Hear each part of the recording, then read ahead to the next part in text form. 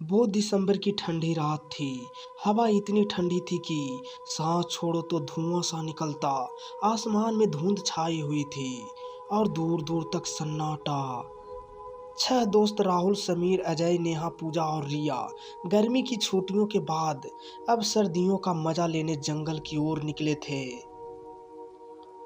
उन्हें घूमना, हंसना और एडवेंचर करना पसंद था। इस बार उन्होंने बिना किसी से पूछे, बिना गांव वाले के इजाज़त लिए दूर के उस जंगल का रास्ता पकड़ लिया। वही जंगल जिसके बारे में हमेशा कहा जाता था, वहाँ कोई नहीं जाता, वहाँ मौत है। जैसे जैसे दोस्त जंगल में गहराई तक पहुंचे, पेड़ों के बीच से एक अजीब सा ढांचा दिखा। धुंध हटते ही सबने देखा कि एक टूटा फूटा पुराना महल है। राहुल ने चौंक कर कहा, अरे ये कैसा महल है जंगल के बीच। समीर हंसकर बोला, चलो अंदर देखते हैं, शायद कोई ऐतिहासिक जगह हो।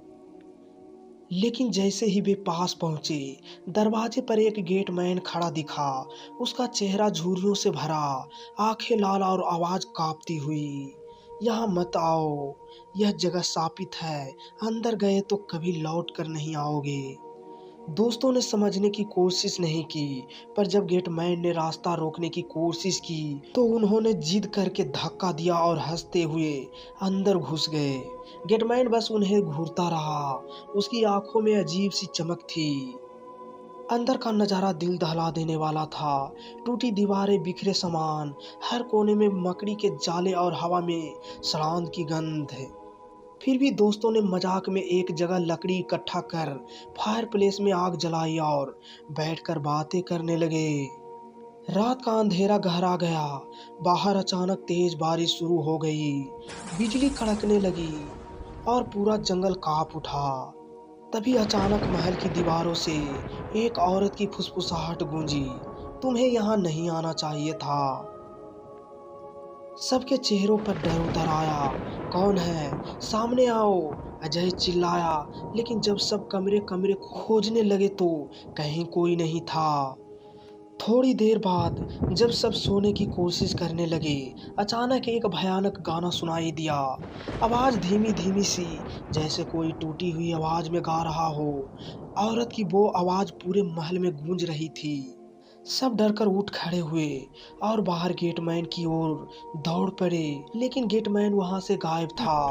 तभी एक जोरदार चीख सुनाई दी। रिया जमीन पर गिर पड़ी थी, उसकी सांसें बंद हो चुकी थी। रिया की मौत ने सबको हिला दिया। अचानक महल के दरवाजे अपने आप बंद हो गए और लोहे की जंजीर जैसी आवाज के साथ लॉक हो गए। जैसे ही उन्होंने बाहर निकलने की कोशिश की, दीवारों पर काले साए रेंगने लगे। चारों तरफ से औरतों की भूत उतरने लगे। उनके चेहरे कटे फटे, आंखें लाल, खून से भरी, बाल बिखरे और चिपचिपे। एक झुंड की तरह वे सबकी ओर बढ़ने लगे। छहों दोस्त चीखने लगे। भूतों का साया उन्हें चारों तरफ से घेर चुका था। सिर्फ एक चीख गूंजी, इतनी जोरदार कि उसकी गूंज पूरे गांव तक सुनाई दी। गांव वाले जाग गए, जंगल हिल गया और रात का सन्नाटा टूट गया। सुबह जब गांव वाले जंगल पहुंचे तो उन्होंने महल का दरवाजा खुला पाया। अंदर सिर्फ 5 लाशें पड़ी थी। छठे दोस्त का कहीं कोई पता ही नहीं चला।